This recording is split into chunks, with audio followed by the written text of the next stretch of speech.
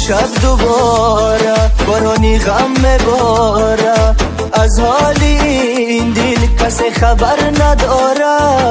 وقت دیگرم مقصد روی دیواره، تمامی هستیم فقط یک یادگاره. به چرخی گردون دلم رو کردی تو خون، یاری شیرینم پر زدی تو آسمان.